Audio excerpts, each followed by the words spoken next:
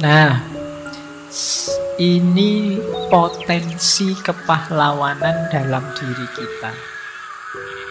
Semakin besar 4 hal ini, berarti kita semakin berpotensi jadi pahlawan. Jadi seperti saya bilang tadi, setiap orang itu oleh Allah diberi banyak potensi macam-macam, termasuk potensi kepahlawanan. Mari setelah ini teman-teman nengok dirinya masing-masing ya. Masih besar enggak kualitas 4 ini?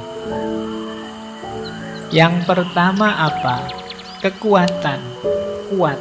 Kemudian keberanian. Ada courage, ada brave. Ini kalau bahasa Indonesia sama-sama keberanian. Tapi kalau brave itu keberanian yang sudah mengakar, yang sudah jadi watak. Itu namanya bravery. Kalau courage itu berani situasional. Wah, kalau situasinya gini saya harus berani nih, memberanikan diri, itu namanya courage. Tapi kalau bravery itu memang watak. Di situasi apapun dia memang pemberani. Nah, itu bravery. Ya boleh dicek dua-duanya. Mungkin tidak terlalu brave tapi courage tidak apa-apa. Itu berarti kita masih punya kualitas kepahlawanan. Kalau orang penakut ya sulit jadi pahlawan. Pengecut apalagi. Dia harus courage and brave. Yang kedua resilient. Resilient itu ketangguhan, ketabahan. Pingin jadi pahlawan tapi yo masuk angin sedikit terus nyerah misalnya. Kamu berarti kurang tangguh. Jadi kalau ingin tangguh itu harus resilient. Wah, saya itu Pak pusing, demam, pilek, tapi saya masih istiqomah belajar Pak. Ini berarti punya resilient, punya ketangguhan. Kamu berbakat jadi pahlawan. Semakin besar ini kamu tambah besar bakat. Yang ketiga, caring and selfless. Peduli dan tidak egois. Peduli pada yang lain, peduli pada sesama tentunya. Semakin teman-teman tidak egois, tidak hanya mikir kepentinganku, tidak hanya ingin menang di atas yang lain, tidak hanya menomorsatukan perspektif, sudut pandang, keinginan kita sendiri, semakin besar potensi kepahlawanannya. Semakin egois kita, itu sebenarnya semakin sulit jadi pahlawan. Karena mikir dirinya sendiri terus. Gimana aku enak, gimana aku nyaman, bagaimana aku sukses. Yang dipikir aku terus, yo mungkin kamu nanti sukses, hidupmu enak, sejahtera, tapi tidak bakat jadi pahlawan. Ya meskipun profesi pahlawan tidak ada. Kamu jangan tanya, Pak, kalau saya bakat jadi pahlawan harus melamar kerjaan kemana? Itu tidak ada. Jadi ini levelnya sudah bukan level karir, tapi level kemanusiaan.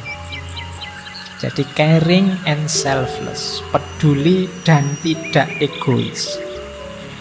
Kemudian yang terakhir, kepahlawanan itu helpful and inspiring. Berkontribusi, banyak memberi, membantu orang, dan inspiring, menginspirasi orang, membuat orang, aku harus kayak begitu juga. Karena baiknya ya, aku harus kayak begitu karena baik.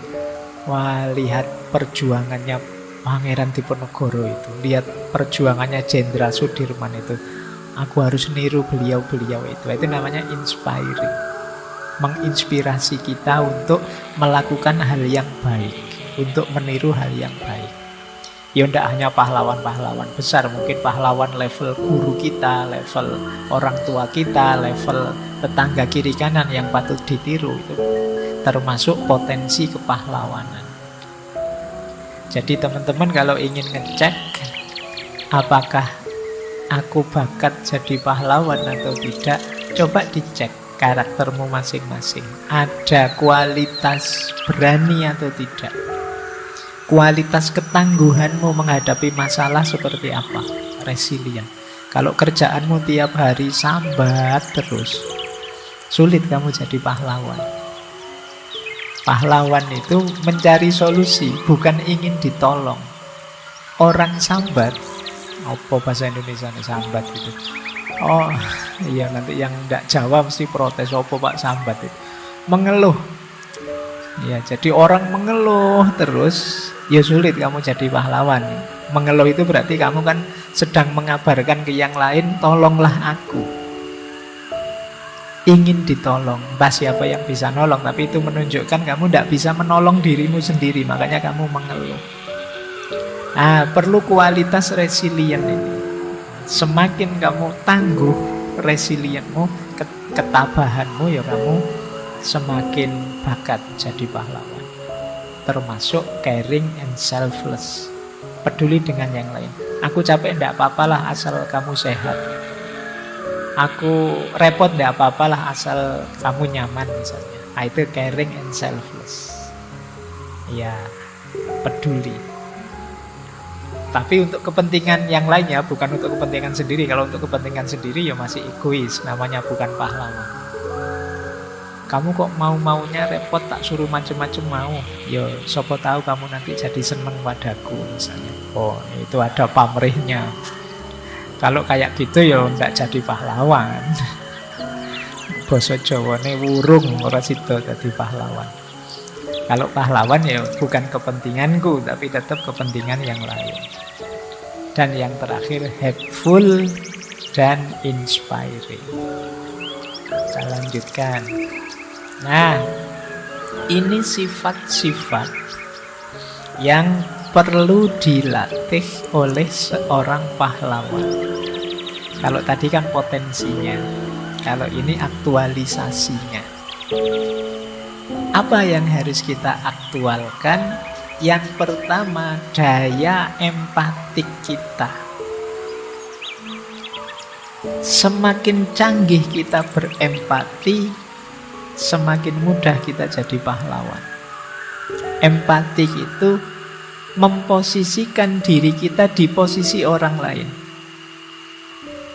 Baik persepsi, pemahaman maupun perasaannya. Empati itu, kalau aku jadi dia, mesti aku sesedih dia. Itu empati. Kalau aku jadi dia, bisa aku bayangkan betapa sakitnya hati ini. Itu empati namanya. Jadi hidup ini masih enak kita jalani bersama kalau ada rasa empati. Semakin lenyap rasa empatik ini, semakin panas hawanya hidup ini. Kenapa sih belakangan rasanya kok mudah sekali kita konflik, mudah sekali hawa panas ini tersulut. Kita ngeritik orang sumbu pendek, kita sendiri sumbu kita sering pendek. Kenapa begitu? Daya empatik kita itu mungkin semakin kecil. Kita sulit memposisikan diri di posisi orang lain. Kita memanjakan ego kita. Kenapa kita begitu teganya membuli orang, maki-maki orang, menjatuhkan orang? Karena kita tidak mampu memposisikan diri seandainya aku yang dibuli, dicaci maki, dijatuhkan orang seperti itu, rasanya gimana ya? Kalau kita mampu begitu, mungkin kita akan berpikir 2-3 kali sebelum membuli orang, menyakiti orang. Nah, ini daya empati. Jadi empati kita harus kuat. Ya kayak gini misalnya, kalau saya hanya mikir saya saja, saya ngomongnya cepet-cepet dan selesai, kamu paham apa enggak, peduli amat, itu saya enggak empatik padamu. Tapi karena saya mikir, oh ini peserta ngaji ini macam-macam, ada yang memang S2 filsafat, tapi ada juga yang enggak ngerti apa-apa tentang filsafat, ada yang cuma pengen jalan-jalan nongkrong di sini, ada kan macam-macam. Iya. Loh, itu kan saya harus menerapkan yang sekiranya bisa nyaman untuk semua. Bayangkan seandainya saya orang yang tidak ngerti filsafat, terus dipaksa duduk di masjid sini, duduknya di depan lagi 2 jam mendengarkan ngomong filsafat yang saya tidak paham sama sekali. betapa tersiksanya. Loh, itu saya bisa empati. Jadi, nah kalian juga begitu. Kalau daya empatikmu tinggi, itu biasanya hidupmu lebih mudah diterima orang lain. Karena kamu paham caramu memposisikan diri di hadapan orang lain. Jadi bertamu kok jam 11 malam, saya pernah itu 11-12 malam. Itu tamunya tidak sadar bahwa saya yo bisa ngantuk. Jadi sudah dikode bolak-balik anggap ya dia dengan santainya ngobrol. Saya noleh ke arah jam itu, dia malah, iya Pak, sekarang itu banyak orang menyia-nyiakan waktu ya. Iya. Abot ini tidak bisa dikode itu, bisanya diusir itu. Baik, yuk latihan ya, berempati. Jadi sebelum mengekspresikan apa yang engkau rasakan, coba engkau empatik. Engkau bayangkan kira-kira apa yang nanti dirasakan orang kalau ini saya ekspresikan. Jadi saya tahu dia salah. Sebelum saya tiba-tiba mengungkapkan menyalahkan dia, coba kalau aku di posisinya dia, seandainya saat ini tiba-tiba tak tuding kesalahannya, rasanya gimana ya? Nah, itu empati namanya. Kemampuan kita memposisikan diri di posisi orang lain. Para pahlawan dulu yang berkorban sampai mengorbankan nyawa untuk bangsa dan negara ini, pasti mereka tidak mikir dirinya. Mereka mungkin mempertimbangkan ini nanti anak-anakku, generasi selanjutnya, bangsa ini. Kalau dijajah terus kayak aku gini gimana ya? Sakit seperti ini, sengsara seperti ini. Wah kok ya tidak tega ya. Biarlah sekarang aku saja yang berjuang, biar mereka tidak kayak aku. Nah ini daya empatik namanya. Jadi ini rumus pertama, karakternya seorang pahlawan. Yang kedua, pahlawan itu believe in a just world. Percaya bahwa keadilan itu bisa diwujudkan. Percaya bahwa yang melenceng bisa diluruskan. Percaya bahwa yang keliru bisa dibenarkan. Percaya bahwa kemenangan bisa diraih. Berarti pahlawan itu cara berpikirnya optimis, bukan pesimis.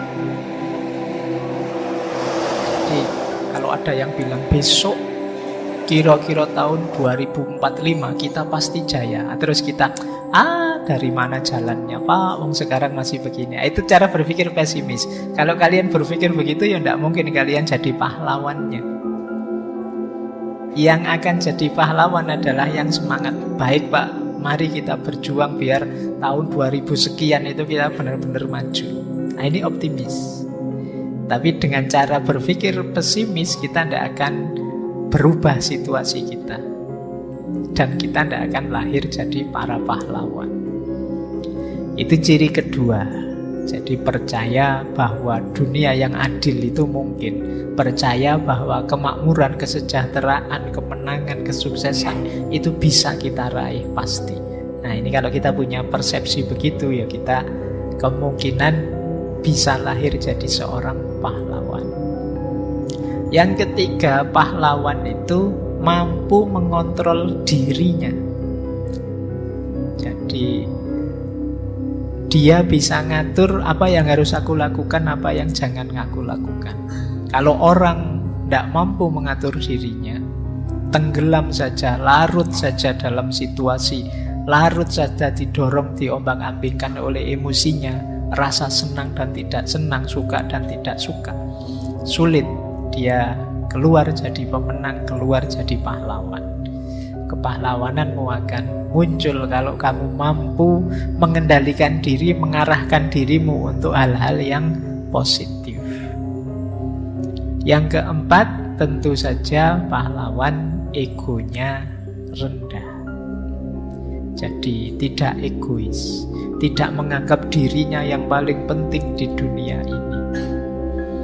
akan banyak di antara kita yang cara berpikirnya seolah-olah aku yang paling penting di dunia ini. Kalau aku ndak ada, bisa kacau balau dunia ini. Kalau aku ndak ada, orang kiri kananku mesti nyari semua. Saya itu orang penting kok misalnya. Nah, ini orang egois. Jadi menganggap dirinya lah pusatnya dunia. Kalau jalan itu menganggap semua orang lihat pada dia. Ada ndak yang merasa begitu? Jadi GR karepe dhewe. Wong ndak ada yang muji, juga ndak ada yang tapi dia merasa orang-orang mesti kagum padaku ini. Orang-orang mesti ada. Kalau ada yang suka merasa begitu, bertobatlah. Oke, iya. Ya kalau kalian lewat di depan mereka, mereka lihat kamu, ya wajar saja wong ada yang lewat. Tapi ya ndak harus kamu kegeeran. Ini mesti kagum padaku ini, mesti ya ndak, cuma ada orang lewat dilihat saja kamu GR begitu. Jadi yuk latihan ya, meminimalkan ego. Jadi bukan berarti, Pak berarti saya ndak boleh berkeinginan, boleh. Tapi keinginan yang tidak selfish, tidak hanya menganggap dirimu yang paling penting, tidak peduli sama sekali dengan orang-orang yang ada di sekitarmu. Peduli amat, saya pengen nyetel musik kok malam hari ini lagi suntuk, terus kamu setel keras-keras, terus dimarahi orang, terus kamu bilang, loh kok yang lain marah, wong ini komputer saya, laptop saya, musik saya, listriknya juga saya yang bayar kok, wifi-nya juga wifi saya sendiri kok, yang lain usil. Nah, itu cirinya orang egois. Jadi yang dipikir dirinya sendiri. Ya pasti orang kayak gini ya ndak mungkin jadi pahlawan.